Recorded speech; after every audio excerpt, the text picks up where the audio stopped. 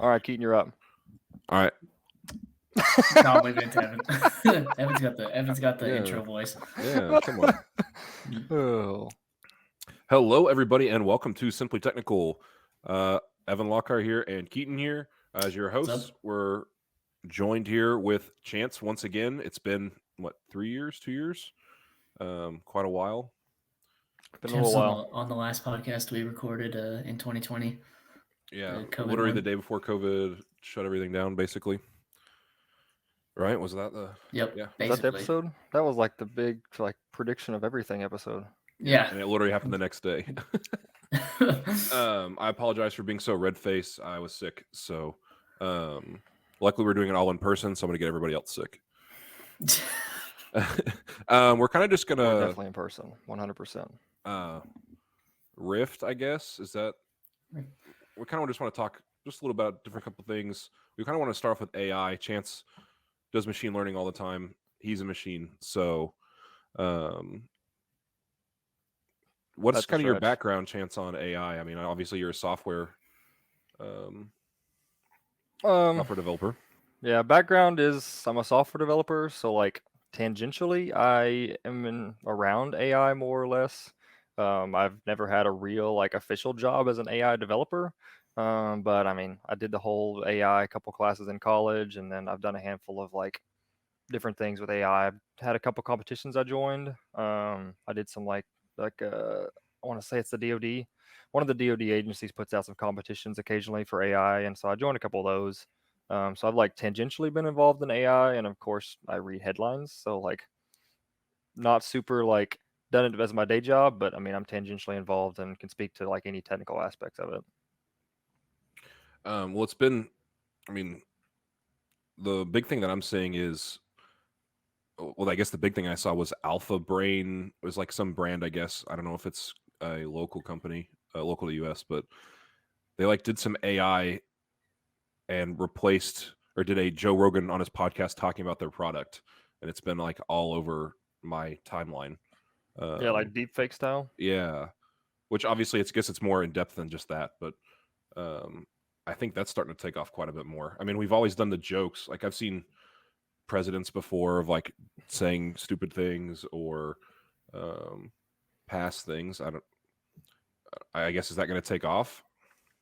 I mean, of course it will. Any sort of false news, fake news, anything you can make it's riveting and can get a 60-second short out of is going to be taken off, right? Anything that's popular. So, and that's one thing that's going to be harder going forward. Is like there's so much of the internet that's generated by AI right now. Like most of the major news sites use AI to write all their articles. Most of like there's a lot of stuff you see on the internet, a lot of web pages when you do Google searches, it's all AI generated web pages. Like there's so much AI generated content at this point that it's going to become harder and harder to know who's real and who's fake. So like that's going to be a thing going forward of like we thought, checking your sources was important like in the past 20 years, it's going to be more important in the next 10 just because more of this stuff is going to be computer generated and you just won't know. Like it's just going to be like Joe Rogan talking about something else that he didn't actually talk about. And then you're gonna have to say, oh, well, that's not the real Joe Rogan account. I got to go to the actual Joe Rogan account, and he never said that. So there's checking your sources is just going to get more and more just due to the fact of like this stuff gets better and better over time. Yeah, the blue check actually ends up becoming valuable. The blue check that you pay In the $5 for now. verification. But Yeah, I I mean mean, all that's important, right? Because like, and you get to follow certain people. So like, I feel like AI just segregates the internet more because you end up like getting in your own rabbit hole of like content you follow and certain creators. And it's just harder and harder to find new stuff. Of like, there's God only knows how much YouTube content's auto generated. At this point, like videos getting uploaded constantly of like the AI, like some sort of like just computer generated voice talking about something. Like they went to a WikiHow article and read it top to bottom and they uploaded that to YouTube. Like there's so much of that of like you could get so much of this content just gets built automatically, not even necessarily AI, just somebody wrote software to auto generate content. And so like you're going to be more and more segregated and like I know these people I like and so I'm going to keep following them, but like finding new people like, how do you know it's not fake? that's true. I mean, I've seen like multiple cases where accounts with hundreds of thousands of followers turned out to be completely fake AI the whole time, and it was just like some experiment someone was running, and it like they'll make like model looking girls, and then they'll have these massive Instagram accounts do that, and then, I mean, eventually it's all like devolves into like porn. In the last like 2 weeks, this has been like major news stories with the deep fake porn stuff. I don't know I know some content, like some like just regular streamers. Yeah, Twitch content creators have come up recently, like super popular ones, of course. Well, yeah, like, isn't like one of the most super chatted channels on YouTube like just AI generated like girls and stuff? Like, it's all just generated content. probably, yeah. Like, it's a thing. I mean, but like, we talk bad about the AI content. Like, it's not inherently bad. Like, it can be useful. Like, the AI content can be useful. So, like, not No, that the AI content's bad, but there is just gonna be a lot of junk you got to sift through. Just because, like, hey, how do I change my car's oil? And I get some AI generated stupid content that's just like, oh, you locate the drain plug. And it's like, no, I really would have rather seen a 2012 Ford Fusion on how to do it that way. Even though Google gave me the AI generated website that was, 4 steps to change your oil. So you're just gonna have to dig more to find real stuff. I actually think the opposite, or not. Of course, you'll have to dig more to find the real stuff, but I actually think the AI generated content, like asking the future iterations of GPT, will be more specific than just using Google. Like Google sucks now. Google, like it's AI generated, but it's also like if it's not AI generated stuff, it's just really basic. It's hard to find the answer to Like your spammy questions. stuff. It's just Spammy like stuff. That's the best way people to put it. people took a SEO course online, and 10 minutes later Yes, they made this stupid website that has this one keyword 400 times. exactly. Yes, yes. And it's been 10 times easier for me to just have ChatGPT in my uh, on my other monitor and just ask the question rather than Google it. And the answer is sometimes wrong, but I would say most of the time it's been right. Right. Uh, So I guess the next question is AI going to solve the problem of knowing what you're looking for instead of like making it worse? I think so. I think it will. I think over time it'll just keep getting better and better. Uh, to where Google, I mean, it's a threat to search engines for sure. Although I don't know how they're going to be able to monetize it super well because I mean the search engines monetize through ads, and I don't know how are people really going to want to pay for a chat bot AI rather than having free search. It's going to be an interesting situation. I think we'll come up face to face with within the next year, maybe 2 years. That's possible. I mean, all advertisement, all they care about is eyeballs. So like if people are paying attention to something, that's all you need, right? People advertise Instagram accounts, people advertise Twitter accounts, people advertise on name whatever people pay attention to, and people put ads Mm-hmm. there and sponsor money there. So like if the AI chatbot is the new thing that everybody pays attention to, that's probably where ad money's going to go. It's just like Yeah, just how yeah. the world works. Of all this ad money gets directed towards attention. But like the ads thing is a whole thing too. Of like it every day, Facebook gets better and better with their ad platform of like giving you exactly what you wanted. You know, there's Mm-hmm. the old story of like I don't know, it was Target, or I think it was Target. Like they sent this like so they sent this person or this guy ads for like baby diapers, and like they knew his wife was pregnant before he did or something. I probably butchering a story, but I there's a don't story know. I've there of heard like that. there's like they knew before this, they knew she was pregnant before they knew she was pregnant or whatever, Hmm. right? So like it's also Yeah, because it's crazy it's what's it stuff, is right? it like women who are pregnant begin to look up certain things and it doesn't or Yeah, buy it's like, certain oh, hey, we things. know she's pregnant because she's Yeah, been, and like, I mean, there's the obvious, like, hey, how long is it taking my period or something, right? Like, there's yes, obvious yeah. stuff, but who knows what all they look at for like, so that's like the epitome of like advertisers know more about you than you do. Of like, hey, here's this thing you're gonna want, right? I mean, we already get you Google Watches one time and you get watches on your feed nonstop. You already get that, but like it's just gonna get better over time, and it has been, right? We've come a long way in 10 years. What's it gonna look like another 10? Yep. But Well, like one thing I think would be interesting to like either build or just like somebody's gonna make it is almost Weather Channel style stuff of like morning debrief type stuff of like AI generated for we're in Oklahoma City, right? So like you could hop on the YouTube live feed of Oklahoma City and watch for 10 minutes and get the whole debriefing of the weather and what's going on, news articles and everything. Like all that can be AI generated pretty easily, and have just a live stream going nonstop of more or less the news or a daily debrief kind of Weather Channel style. Hmm. Like there's so much of that content that could be auto generated that doesn't need like we don't need the weatherman coming on at 5 p.m. to give us, whatever. Like, we just have a computer spit it out, right? We make a Yeah. fake weatherman avatar if you really want to keep the weatherman. But like some of that type of stuff is just begging to be automated, and then you just hop on and you get your 10 minutes and you get your daily debrief of Oklahoma City for the weather, and but headline articles, and name whatever you want to have on your daily debrief. But you could also have a customized debrief, right? Like RSS feed style.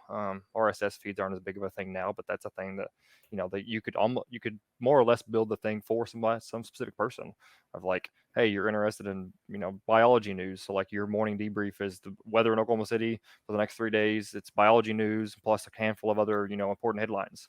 So like there's tons of stuff there. There's just everything's begging for automation, but the more we automate, the more we can do too. So like all those people that were doing other stuff could do new stuff. So Yeah, all those people who do like really basic jobs are, I guess, in trouble. Like, I mean, the biology news we're feed all in that you trouble, get every dude. morning. Yeah. There's nobody that's not in trouble. If this stuff Yeah. gets good, like there's nobody that's not in trouble. Yeah, I 100% agree. I mean, I guess that would lead me to ask so you probably don't think it's overhyped right now, or do you think it's AI, overhyped? AI Yeah. is always overhyped, but Yeah. there's always use cases for it, right? So like I always typically like try to correlate stuff back to history, because we don't know how stuff's going to happen in the future, but we can, make predictions based on history. And so like, the Industrial Revolution is the easiest one to talk about when we're talking about all this stuff, right? Is like everybody freaked out because stuff got automated. Well, but it also freed up a lot of manpower to do other things, right? So the more tractors we have, the less people they got to go pick cotton or pick corn or pick, name whatever, right? So like there's tons of stuff that we can automate and make life better, right? Like at what time in history do we have enough free time to have content creators? Have people that literally just sit down and make content, right? Like never in history. So all this stuff just frees up more free time for people to do other things. So like your favorite content creator or us or whoever, like how many times in history has that been possible, of like just do we have enough free bandwidth to do that, and we weren't worried about food, water, clothing, and shelter? I was going to go back. You said earlier that the news is already using this like AI to generate their stories. Mhm. Is that like the top brands, like CNN, Fox News, Everybody. If you know the news agency, they're using AI to generate their stories. as in And like like write they, them and everything? yeah, there may be the occasional like one that's created like one-off stories, but like most of them are all scraped from other sites too. Like if you go look at Fox News, it's gonna have the exact same thing CNN has on it, just with slightly different wording. So like they're not only like publishing their own stuff that's AI generated, they're also scraping everybody else's websites because they don't want to be behind. So like, oh, CNN posted 34 seconds ago about this thing. We're gonna dump that story into our AI generator, generate the Fox News version, and kick it back out, right? So like, it's just all a big game because they can't be behind. So like, are you gonna find this somewhere? I don't know how many great sources you're gonna find about this, but they're doing it 100%. Like it's all AI generated. So is that the real explanation behind, you'll see like the videos where all the news agencies are like in lockstep on what they're saying? It's not necessarily because It's they're not given the because they party all have the line. same writer. It's because they're all computer generated and they're Yeah, scraping everybody yeah. I else's guess the website. conspiracy is that they're given the party line by the higher up, Well, the party and line it's is the passed freaking down. website. I mean, it Yeah, could be a yeah. party line. I don't know how they're doing it, but the website is the party line. I think you can go. I could make a news site and go scrape CNN and be just as up to date as Fox News is. I don't know. Yeah, I agree. I saw a BuzzFeed. They did announce that, it was like 3 or 4 weeks ago. They announced that they were going to use GPT to just write their articles and fire a bunch of journalists, I would and be their stock surprised they're like not already using spiked. something like that to do Oh that. yeah, but the GPT is so much better than it was 4 months ago now. So this thing will take over, like you said, every news station, and even like opinion articles will be at least partially AI driven. Oh I yeah. write Well, articles and because I use the GPT to like fill in the gaps. Like, oh, how should I say this, and it'll spit out something else for me. yeah, because like you could basically just scrape Twitter and more or less come up with articles, right? There's been plenty of examples where like there was one tweet, and this one tweet caused this whole big news catastrophe to happen. It wasn't actually real, but just one person tweeted something and everybody blew up about it. And like there were 74 tweets about it because everybody was either retweeting it or whatever happens. And so like there's tons of examples of that. But yeah, I mean, If you scrape Twitter, you can get opinion articles real quick. How many opinions are on Twitter? Too many. That's it. Just pick your favorite opinion, and cool, I have articles. Well, if this has been going on for a while, how do you think bias is put into these articles? Like how big I mean, that's obviously a big deal, right? Like we would want our news to be as unbiased as possible. I say that. There might No, be we don't.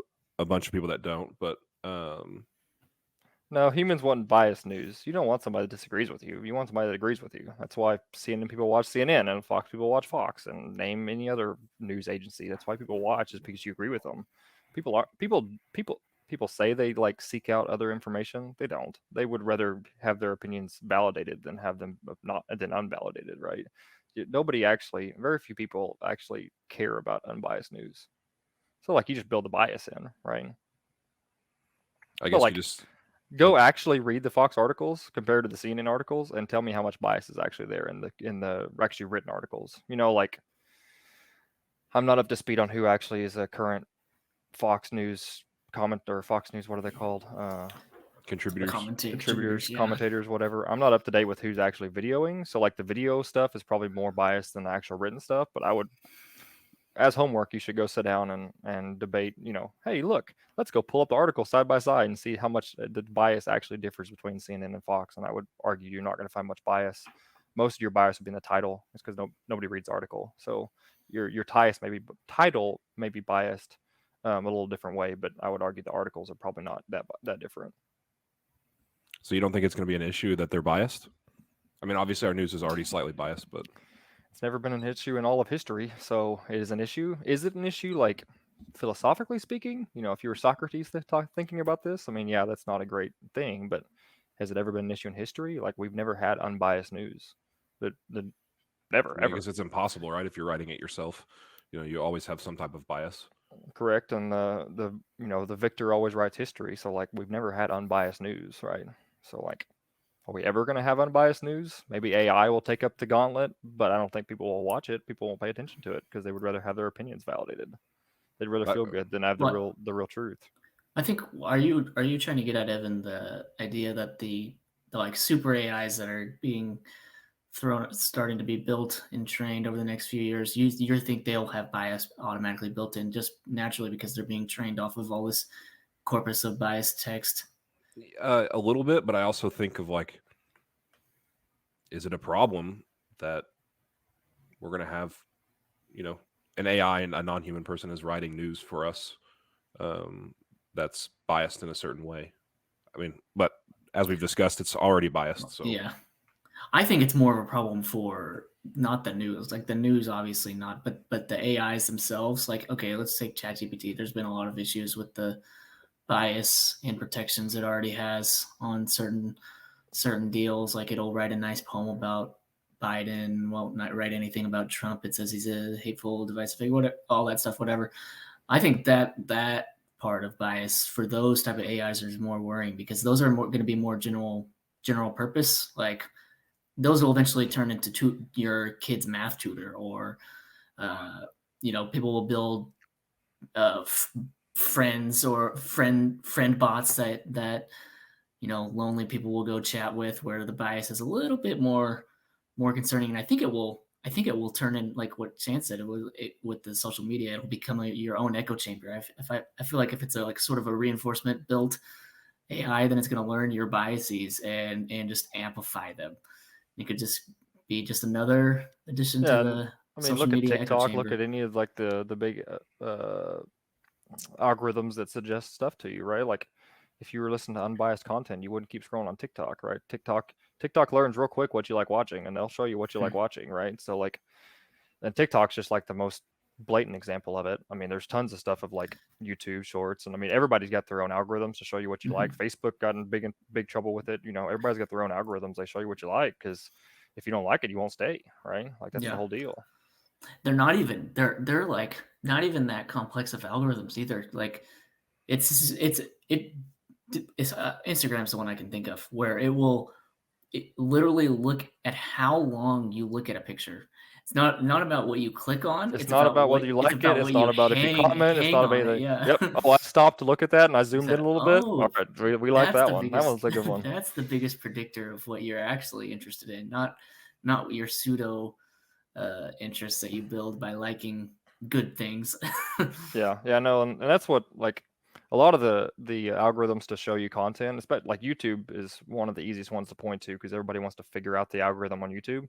It's all watch time. Like Mhm. that algorithm basically stops at watch time. You know, like okay, yeah, maybe like 10% of it, you know, is follower count and likes and subs and stuff. TikTok is straight watch time. You watch that thing 3 times in a row, that's suggested. You watch it a half a time in a row, nope, that's gone, right? Yeah. So like, because like it doesn't care about likes, it doesn't care about how many followers you have, it doesn't care about anything. You could have never posted on TikTok before, but you post something that people watch 3 times in a row, that's going to go on feeds, Yeah, right? and So like, it's got such a fast feedback loop too, because you'll watch something, it'll throw something new at you mhm. every now and then, and you watch that one thing twice, and it's like your next 3 videos are the same thing, and it's like really testing out really fast if that's a topic you're interested in. And I don't Yep. think any of the others ever did that. Like Instagram, at least, would you're like, what is the extra page? The Explore explore page, page. yeah, Mhm. wouldn't have the new topics till the next time you logged in. And I've always thought that was kind of fascinating with how rapid Yeah. TikTok Well, that's adjusts. that's why everybody doesn't like TikTok, right? That's why TikTok is such a big controversy, is because it's so fast. All these other people wrote their algorithms 10 years ago, and they're just slowly incrementing them to be better and better. Mhm. TikTok rewrote from the ground up for a brand new whole everything, right? So like TikTok went probably a little too far down the fast learning rabbit hole of like we probably could have slowed that down a little bit and TikTok would have been like accepted a little faster because that Yeah. was a lot of the pushback was just because of how quickly it learned what you liked and Mhm. what you wanted to see. Where you don't see that on YouTube as much. A lot of the platforms have caught up with TikTok or like catching on to TikTok because TikTok was very successful at doing it. But probably the biggest reason why you didn't see it from other platforms because they did it slowly. So they would slowly build up over time, and you've been on these platforms for 10 years, whereas you've been on TikTok for 2 months and it figured it out immediately, right? You were on TikTok for 2 hours and it figured it out. Yeah. So like they're just Yep. the algorithm was written from the ground up and not altered. So all these other platforms had our old school algorithms that they just incrementally Yeah. made better, whereas TikTok was just ground up rewrite. Cool, we know everything about everybody. Yeah. Well, do these big, I guess I'll call them big tech, do these larger technology companies, do they share information with each other? I guess purchase it from each other? I mean, I would think so. And maybe it's secret. Maybe they don't even ask. They just steal. Like, I mean, you know how the world works. People that are in like ahead of all this stuff, I'm sure they go golfing every week, right? Like, people talk because people are people, right? So like, there's no doubt that all these people talk to each other that are head of Facebook, head of Google, head of who knows what. All these people talk just because people are people and they're in the same industry. So I'm sure they golf, and there's probably plenty of conversations that are off the record that happen during golf time or whatever they do, right? It's like that's just how the world works. But do they share information? Maybe, but they buy a lot of companies. So like if you watch a lot of these big players, Facebook, Google, name a big company, they buy a lot of small companies. So there'll be like small startups that'll make some new algorithm, some new way to do something, and they'll just buy it. WhatsApp, Facebook just bought it. Here, we got a blank check. What do you want? We're gonna buy it. So like Instagram. Instagram, we got a blank check. What do are you gonna buy it? We're gonna buy it. I don't care what you want for it. We're gonna buy it. So like either to stomp out competition or to share intellectual property, they end up buying stuff, which is just how like the current way to do like the current way big companies acquire intellectual property typically is by buying assets. They buy the intellectual property. So like they'll have some R&D department that'll build this stuff, but typically like it's all groupthink at a big company, so they're not as innovative as a new startup or somebody outside the company will be. So they end up just buying companies for their intellectual property Mhm. I and for mean, for people that care about it too. But intellectual property yeah. mainly, they'll buy like all these artificial intelligence companies that that was probably the last 5 years. All these AI companies that were startups and got to like some cool breakthrough, they just bought them. Like Yeah, how I many mean of them that actually are real? that just happened. Like Microsoft with the OpenAI purchase. I mean, they didn't fully purchase, but they have a majority stake in OpenAI now for $10 billion just to Yep. get that ChatGPT and all their other models that they built. I mean, I guess it all started with the DeepMind purchase at Google like 10 years ago, and DeepMind has been their R&D AI developer, or one of the biggest ones up to this point. But yeah, they really do just snatch up any new developing It's company before it can really like take off to be a massive public it's easier. company. It's easier. They have a big checkbook. Mhm. Okay, just write the check. I don't care. Like Mhm. we have infinite money in our account. Just write a check. We don't care. So it's just easier. And it wouldn't even surprise me if there's like a bunch of these people like that are involved in the, you can call it Silicon Valley, but it wouldn't surprise me if a lot of these people actually just start these companies just to sell them out to Google. Like they know, hey, I've got these 7 people that work really well together and they're really good at XYZ. I'm going to put them in a hole for 2 years and tell them, do whatever you want, build me something along the lines of, and then come 2 years later, Facebook buys them because they make some big breakthrough. And this person that started the whole thing and funded it was like a big Facebook exec. None of that would surprise me. I mean, So that's like, the entire venture capital model in Silicon Valley right now. Is angel you want to investors get acquired? Yeah, and get acquired by angel investors just care. Can you be sold to Google, Facebook, Microsoft, or name one other big companies, Yep. right? Can you be sold to the big company? All right, cool. Yep. So like, it's all a big game, but that's if you want to know how they do R&D. That's a lot of the R&D recently has just been acquiring companies. Is it good? I don't know. It's working. I wonder if anyone's actually done it, like determined if it's more efficient that way, or if it's just because, oh man, it's easier. Like, I guess it's a more decentralized approach because you could purchase anyone rather than trying. That's the deal, is it's more decentralized. Like instead of like trying to get all these people together, but then like, see, once you join a big company like Facebook, you get pigeonholed somewhere of like you do this one little thing and that's what you always do, because basically everybody gets more and more specialized as time goes on, and this is just how everything works, right? The bigger the company, the more specialization will happen, and so like you just become more and more specialized, and you get off in your little hole, and you only do whatever you do. You do these 3 Mhm. things, and you do them really well, and you're the only guy that does it. So like it's just a lot harder for a big company to have an actual R&D department, especially right now. It's just because like if they then and they could buy winners too, right? So if you have an R&D department that's 400 people over there doing who knows what, well, you could just buy the winners instead of those 400 people. Maybe you get 10 good things out of it. So that's a lot of salary money when you could just, we'll just pay a bigger amount for the winner of like somebody actually did something. We'll just buy it. Mhm. And then like, so what's the benefit, cost benefit there of like in house versus we know this is a winner. We like the product. Let's just go buy it. We got the Yeah. intellectual property. Yeah. So I'm pretty sure they've done the math, and it's easier to buy stuff typically. I mean, they Yeah. have R&D departments, but overall, I'm sure they've done the math and realized we want to have a smaller R&D department and just let people build stuff out more decentralized, and then we'll just buy the winners. Makes sense. In manufacturing, most of them don't have large R&D. They just wait for their competitor to innovate something on their normal team, and then they just copy it. So like, oh, that was a good idea, and that seems to be selling well. Okay, well, we'll take that, and we'll do it. And manufacturing, at least for smaller companies, I guess, they don't spend much money on patents and stuff like that. So it's easier just to steal somebody else's design. Wow, I wish I would know what the title was. There's a great book about millionaires create and billionaires copy or something. It's something like that. I don't know what the title is, but that's the premise of the book. Is like they do a study of like all the billionaires over the past however long, and millionaires create, millionaires innovate, billionaires copy. I mean, Microsoft wasn't the first one to the operating system game, but they won. Facebook wasn't the first one to the social media game, but they won. Twitter wasn't the first one to the social media game either, but they won pretty well too. Like all these big companies about, they typically weren't the first one there, but they are doing pretty well at it. So there's I don't know what the book is, but there's a book about it. But just, I mean, the basic principle is that millionaires innovate, billionaires copy. But that's just in every industry pretty much, right? I mean, that's pretty... Oh yeah, across industries. That's not a real thing. It's just way more prevalent in tech. It's probably more you can see it more in tech, probably just because it's bigger names and bigger things happening. It's probably just more visible in tech than it is in other industries. But like also a lot of other industries aren't doing major like breakthroughs. Like How many It's how expensive many in the crazy physical world. breakthroughs have we had in diesel engines in the past 20 years? Almost, Hmm. not a whole lot. I mean, we're getting to the final little bits and pieces of diesel engines, and it's probably maybe another 10 or 15, 20 years before we have a major innovation with diesel engines. So there's just not as much movement in diesel engines either. Like we've come a long way in 30 years in the technology world, the tech world.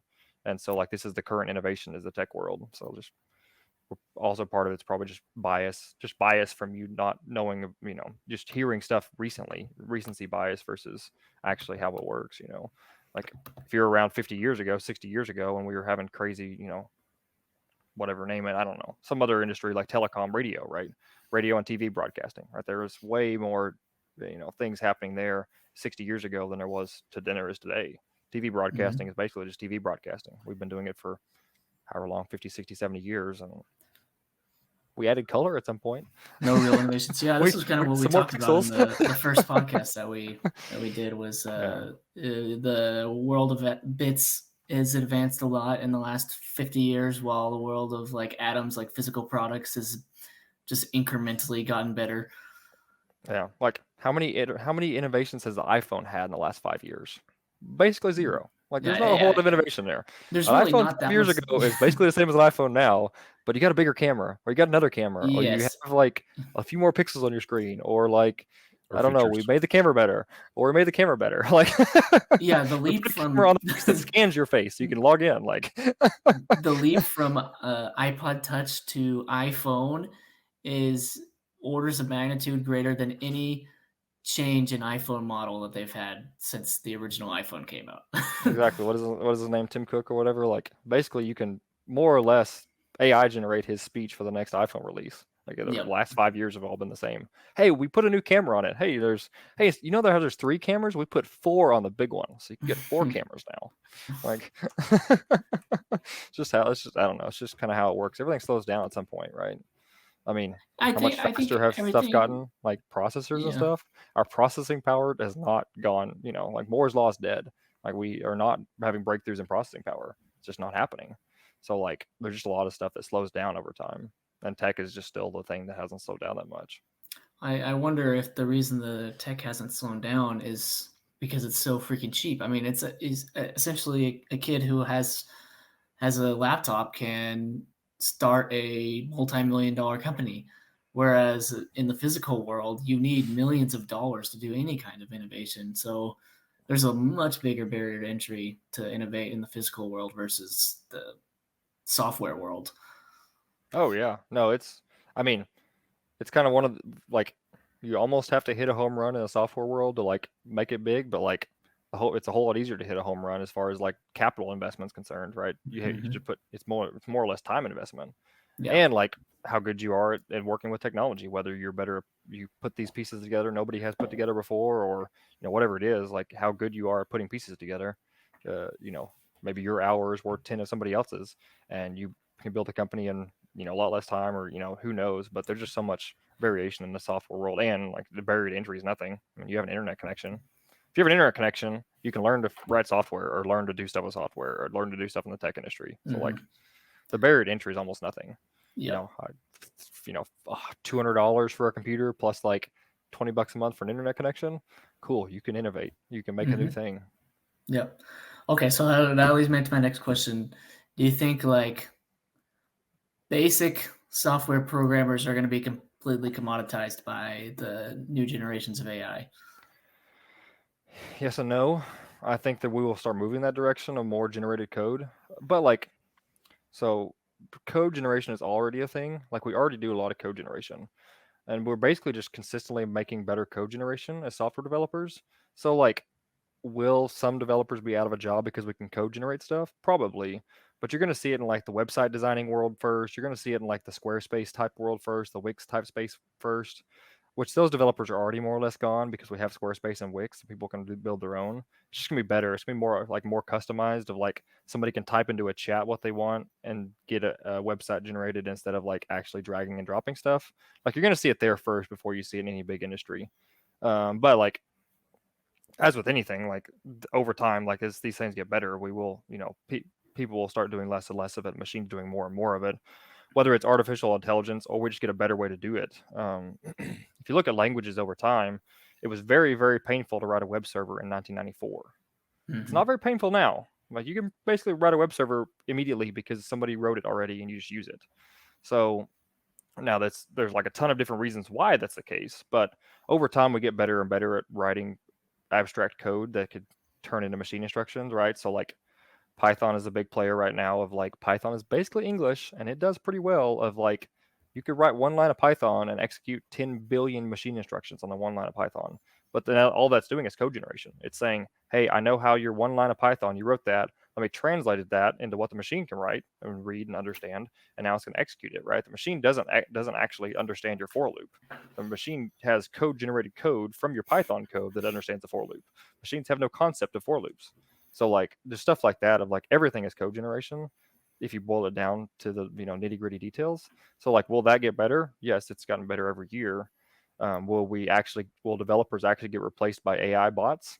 Like I said, I think you're going to see it in the website generation in that realm first before you see it in like actual real code writing. But I mean, it's going to take over at some point because Yeah. machines can write perfect stuff. We don't write perfect stuff as humans. So I think that, I mean, I'm definitely not a developer by any means, but I would say I'm like a basic, or I can code in Python and R, and I have a pretty basic grasp of computer science. And even just ChatGPT and GitHub Copilot have 3x to my output, at least. Oh yeah, It's the it's machines are gonna incredible. make you more productive. More And more productive will happen for sure, yeah, really yeah, quickly. and I'm always shocked because I talk to software engineers and they have no idea what it is. I'm like, we Oh are well, like so freaking early on this. yeah, and that's the deal. It's like all the stuff's still new, and like that's what I'm talking about. You almost get pigeonholed a lot of times as developers. So like, if you work in small businesses, it's not as bad of a deal. But you work in a big business, you really get pigeonholed into whatever you're doing, and you just do that, and like you don't care. Of like, Yeah. I've been doing the same thing for 5 years. I'm probably gonna do the same thing for the next five, and it's just cool. We're good. I don't need to learn anything. Don't need to do anything. So like you do get stuck into that mindset a lot, and it's really easy to get stuck in that mindset of not caring about the next new shiny thing, just because like Yeah. I know what I need to do my job, and so that's my job, and so here it I is. think that this is gonna like launch a whole generation of basically like indie developers that develop really niche apps, because now they have the ability, a lot of people have their kind of holes in programming, like maybe you're better on the back end than UI, but now whatever you suck at, you kind of have the AI to patch you up a little bit. And so I think it's going to be really easy to launch these like apps and small scale SaaS companies, and I'm hoping that that it ends up helping out a lot of people. But I'm Oh, always it'll shocked when I hear people that haven't been using it. Like my coworkers, the bioinformaticians, the one who use computer all day long, had no idea. Like, are you kidding me? yeah. I mean, it's just easy to stick your head in the ground and be an ostrich, right? Yeah, So, Well, yeah, but I mean, if you never have any pressure or anything, you're never gonna. If you're not forced to improve, why would you improve? that's fair. sure. Yeah, Or if you don't have yeah. any If it's a interest, job, it's a job. So or if you don't have you a get drive to paid. improve, there's no reason to Yeah, improve, right? And that's why companies get taken over, right? Like, yes, there will be a 12-year-old that writes a new Facebook, and who knows when it's going to be released, but there will be a 12-year-old that writes it because we have more and more tools over time, and like not only the code generation side, like the bug detection and stuff, right? So like that's the more interesting side of things probably for big time software firms is the bug detection and like having an AI that can go in and be like, hey, we see how you wrote the code. I think you missed an edge case. Like you may want to look at this, right? So like my productivity, is pretty good, but like the like I use JetBrains products and they're like suggestions and like error detections and like stuff like that like is insane. And so like there's Mhm. plenty of times that my code editor will tell me, hey moron, you didn't type this right, fix it, and like that saved a bug. So like the more bugs you can save, the better, because like software development is like 20% new code and 80% fixing old stuff. And so if the old stuff you can like either automatically fix or like have somebody that's not as skilled go back and look at it and figure out what's going on and fix it because the AI helped them. The AI was like, hey, we think the problem is here. Look here first. And that saved 12 hours of like troubleshooting for somebody that didn't know what was going on in the code base, right? Hey, we have 10,000 lines of C code right here. There's a bug in it, and it's causing this. And if the AI could say, hey, look at these 200 lines because it's probably here, then that saved you who knows how much time of reading code. So like that's the big thing in industry that's probably going to be one of the new things that's ripe for picking is helping with bug detection, because bugs not only do they burn development time, right? So let's say you build some new feature and you spend 100 hours on it. Well, it was built, by maybe by somebody less skilled, maybe somebody just wasn't paying attention, maybe it had to be out the door fast. Who knows what the reason was? But that 100 hours you burned to build the first time could turn into 1,000 hours of bug fixes down the line. And so, like, not only did you burn the 100 hours, but like a lot of businesses don't take into account like you could burn 100 hours on something and it have 1,000 hours of issues later of like developers trying to figure out what's going on, developers not really sure what's going on, developers having to do back and forths with clients that have issues, right? So like, hey, there's a bug, a client found it. Well, the client has to tell you how to reproduce it, and you have questions about reproducing the bug, and it's like, well, it only happens in these certain circumstances. It only happens on the second Tuesday of every fourth month, right? There's just weird stuff that happens like that, and so you end up burning a lot of time post building the feature fixing stuff. And so that's really like why the more skilled you are as a developer, the better you are at not writing bugs, of just like knowing where those edge cases are going to catch you and knowing what you can get away with, like good enough for now. And so like that's really probably the biggest thing right for picking of like saving time on bug issues, bug fixes of like, hey, well, this is probably a problem. You might want to look at this, or real time. If it can fix it real time instead of coming back retroactively looking at it, it's even better, because as a software developer, you end up with so much stuff in your head. It's like, so if you wrote something 6 months ago, you're gonna have to spend 2, 3, 4 hours digging back into it to figure out what in the world you did, because that was on your head 6 months ago, Mm-hmm. and it was really complex 6 months ago, and I forgot about it because I worked on this new complex thing. Okay, now let me get back into mindsets. You could burn 4 hours just getting up to speed with what you did, and like to fix a bug that took 30 seconds, you could take 4 hours to find it, right? Mm-hmm. And just because you don't know what you're looking for, or don't remember how you built something or whatever. And it's Yeah. even more apparent whenever you took over a project. Hey, somebody built it and I got a different job. Well, now I don't even know I didn't even work on it. I didn't even build it. Like, I'm just here stuck with it to fix it. So that's to me the bigger thing that could be taken over. Like, say because really most software development hours are not spent writing code. Like, it's probably 20 to 30% typically. Startups maybe more. Startups maybe on the 50 to 60% time frame, but you're not talking over like 50, 60% even on like the really Mm-hmm. high output of like actually writing new code. Most of it's reading code or fixing issues, or like requirements development, like asking people what they want and then translating it and getting it wrong and that having to go build it again. Yeah, that So makes sense. I've seen some Twitter rumors that there's some very interesting models for that purpose in the pipeline that will hopefully be exactly, coming out within the next year or two. which are not going to replace jobs, right? So Yeah. that's where I'm getting at. The productivity will go up significantly the more we build for development tools, but I don't think it's going to replace developers anytime soon. Mm-hmm. Yeah. This already. I mean, even ChatGPT does really nice. I mean, not a bug fixing at all, but like you said, going back to your old code that you wrote 6 months ago, what the heck is this do?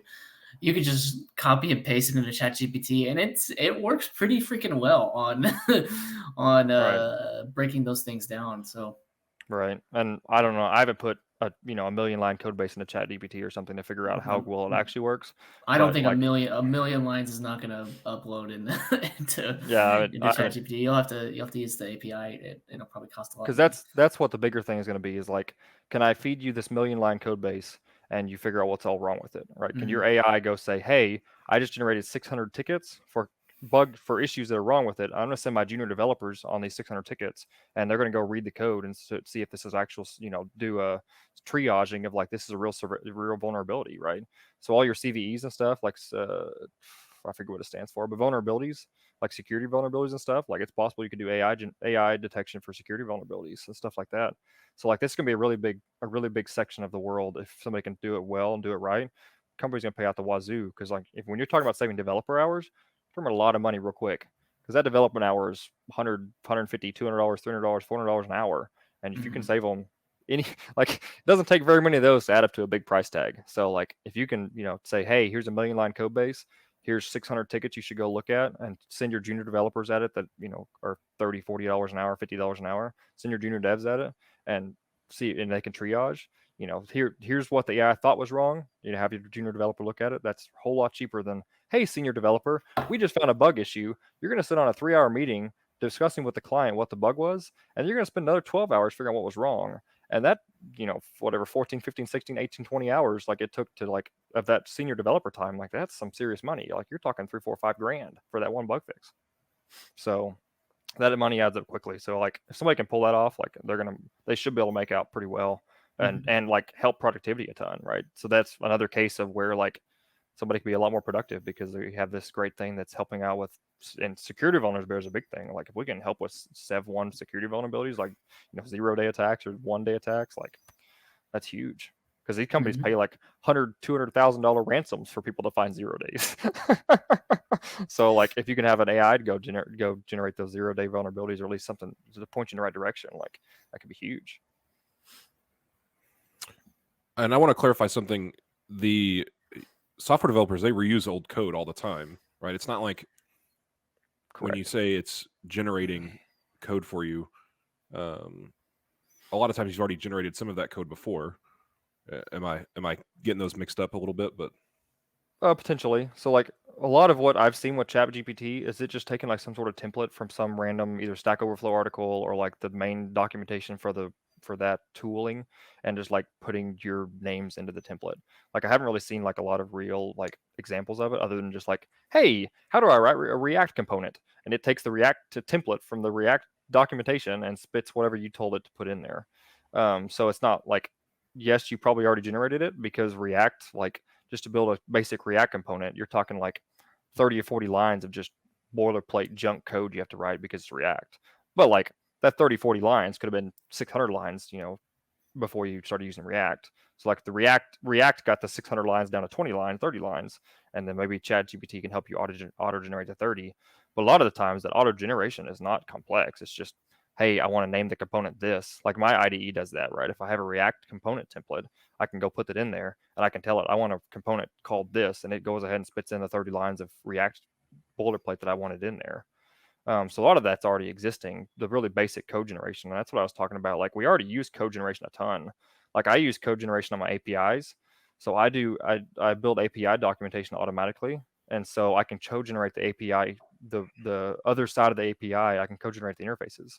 And so like all those interfaces are like, at least 50, 60, 80 lines per API call that I can auto generate, and it's just handled. I don't have to go write that code. And when I change my API, I just click generate it again, and I have the updated client tools. So like if I want to write so who's ever consuming my API, if they want to write it in, C, I can generate the C library for it. Here's my API library. You just call these functions and it magically calls my API.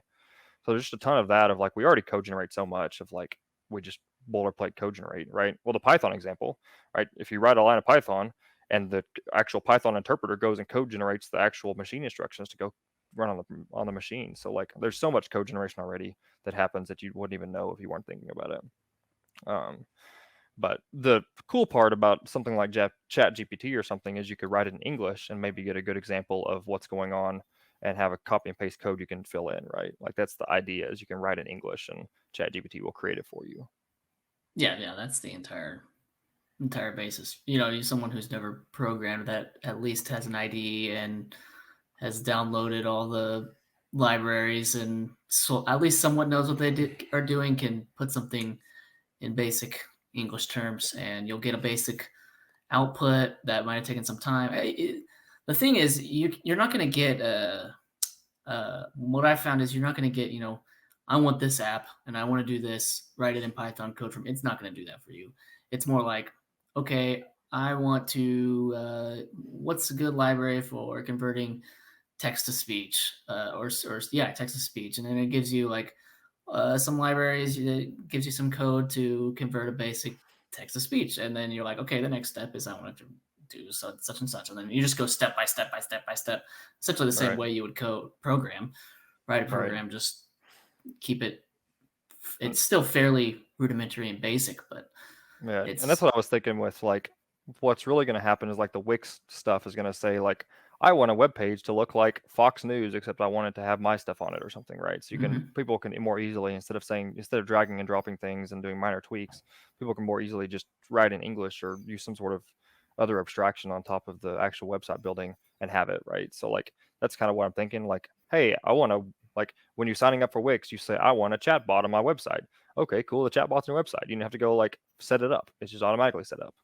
So I think that's really where like the most useful stuff's going to happen sooner rather than later, is the like the Wix Squarespace style stuff. I want a scheduling website for my barbershop, and it's like pick one of the 4, upload your photos. Okay, cool. The website's done. Go look at it. Instead of like you spend 6 hours like, well, I'm gonna resize this photo here, and I'm gonna resize this one, upload here. I'm gonna, like, it's just, I told it I want a barbershop website to schedule haircuts, and it says, okay, cool, I need 7 photos. The website's generated. Just enter in your barber information. Who's the barbers, and we're gonna schedule it. Right. So like that's really where I see the easiest, like, low hanging fruit for right now, is that type of stuff. Yeah. And then of course bug detection, which would be cool, but who knows how long that's gonna take. I think some basic ones will be out within the year. Like much better than what's already available, but definitely not.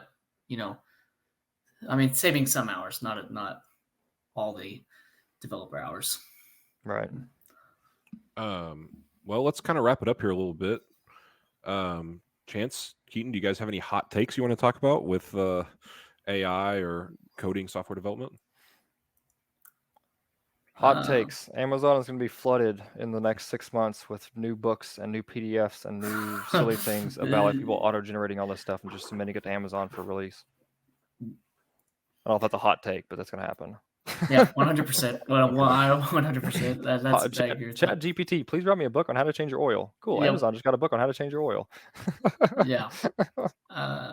My hot take, which I think I've already mentioned Google in my hot takes like twice out of the 7 episodes that we do, but I'm going to do it again, is that this whole last week where they've been getting destroyed because of the ChatGPT purchased by Microsoft and the Bing stuff, I think is way overhyped. And I still think that Google has the best AI team, and they will weather the storm just fine. I don't think I have any hot takes. I'm super red-faced. So, Chance, where can everybody find you at?